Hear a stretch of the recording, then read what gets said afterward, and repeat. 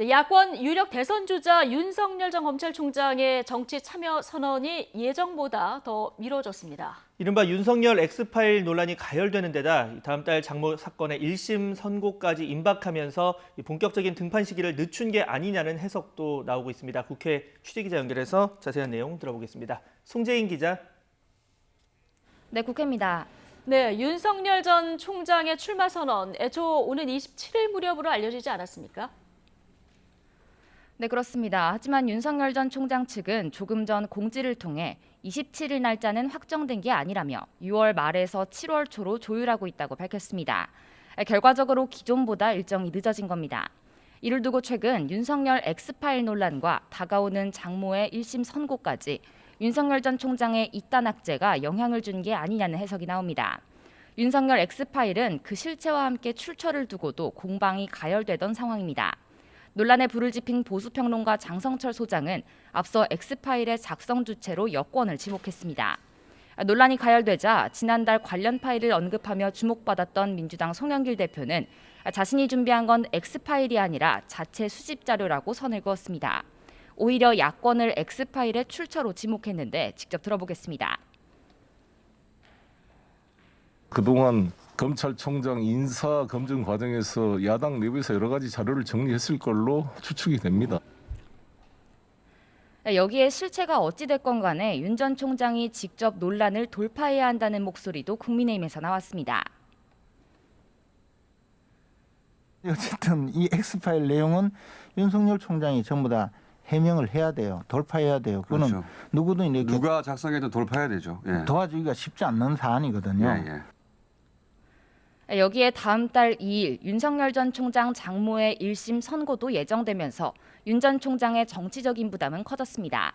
우선 윤 전 총장은 엑스파일에 대해 정치 공작 가능성을 언급하며 정면 대응에 나섰지만 정치권 안팎에서는 윤 전 총장이 이단 악재의 곤혹스러운 위치에 놓이면서 공식 등판 시기를 늦춘 게 아니냐는 분석이 나옵니다.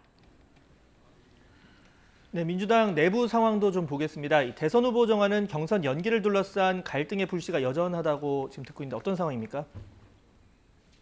네, 송영길 대표가 어제 경선 연기 확정을 미루는 일종의 절충안을 내긴 했지만 내용은 여전한 상황입니다. 대선 경선을 현행 규정대로 9월까지 진행해야 한다는 이재명 측과 흥행을 위해서는 11월로 미뤄야 한다는 비이재명 측의 입장차가 뚜렷한 상황입니다.